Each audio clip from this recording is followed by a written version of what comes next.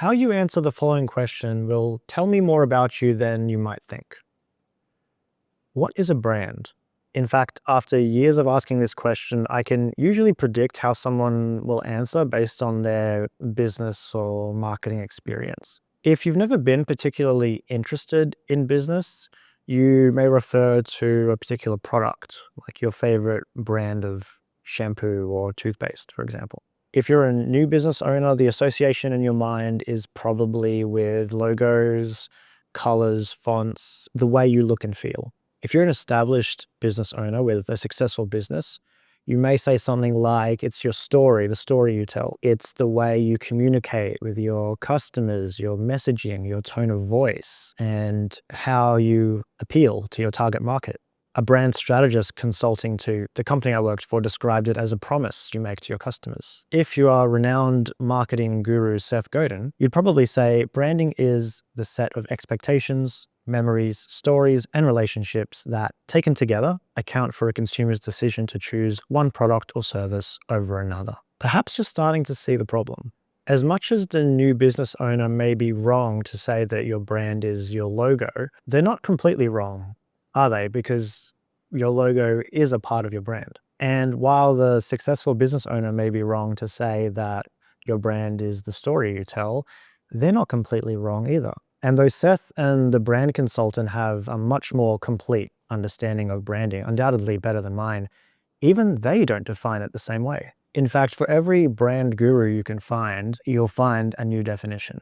This presents a challenge to those of us in the branding space because we are seemingly asking for business owners to invest in something that is intangible, mysterious, and seemingly indefinable, and yet absolutely crucial to their success. There are two reasons why I'm telling you all of this, because whether you're a business owner or not, your understanding of branding or lack of understanding has and will continue to have a profound effect on both your professional life and personal life. And number two, because there is an important and absolutely fundamental brand principle that most businesses haven't considered, which when understood will completely change the way you operate and make the value of investing in brand absolutely irrefutable. Before I share that principle, let's dive back into the first point a little deeper, circling back on the question I asked in the beginning. What is a brand? I like to define it as the sum of past experiences and future expectations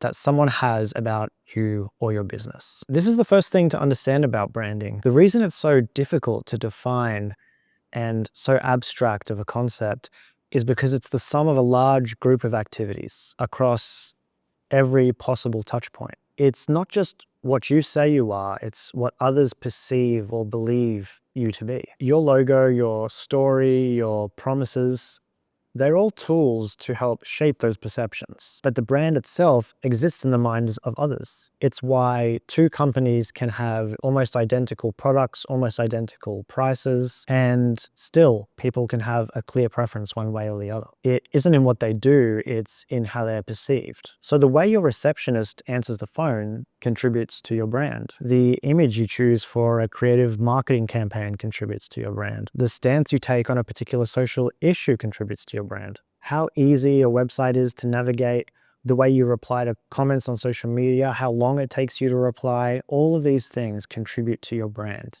This means that while we like to think of branding as something we do, it's actually the result of everything we do.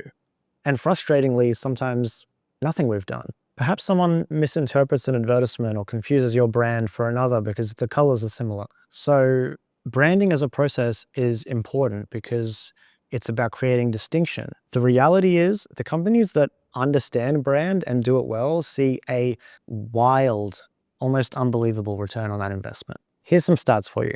Half of all shoppers are more likely to purchase from a brand whose logo they recognize. 80% of customers develop brand loyalty through their experience with a particular product or service. This loyalty transforms into advocacy, with 3/4 of those people telling friends and family about the brands that they love. Most tellingly, 77% of consumers make purchasing decisions based purely on the brand name. And this loyalty extends further than consumers. 92% of people saying they would leave their current job to work for a brand with a better reputation. It's compelling, but not in the least bit surprising. And if we actually stop and reflect on our own purchasing behaviors, we notice that we fall into these same patterns. So I mentioned that your understanding of branding will have an impact on both your work life and your personal life. The reasons that we will have an impact on your work life should be apparent, the most consequential of which being that failure to interact with it is, at the very least, an enormous missed opportunity. The reason it impacts your personal life is because the more aware you become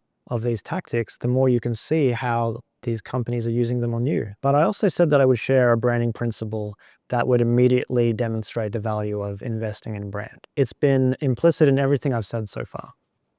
Perhaps you spotted it. When we engage in branding, we make choices about who we want to communicate with, how we want to communicate with them, what images, colors we want to use. When we choose not to engage in branding, we're still making those choices. We're still communicating with a certain group of people. We're still using particular images or particular colors.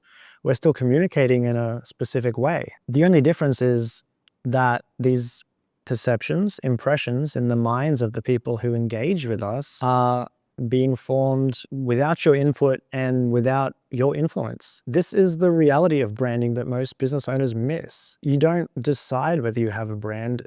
You already have one. You're not avoiding branding by not investing in it. You're just surrendering control of it. You're letting your brand be defined by accident rather than by intention, by default rather than by design. The good news is understanding this truth about branding is the first step to taking control of it.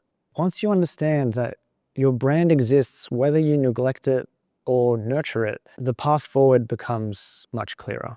Every business decision you make from this point forward can be an intentional step towards shaping how people feel about your brand or perceive your brand. So the question isn't whether you should invest in branding. The question is, how much has it already cost you not to?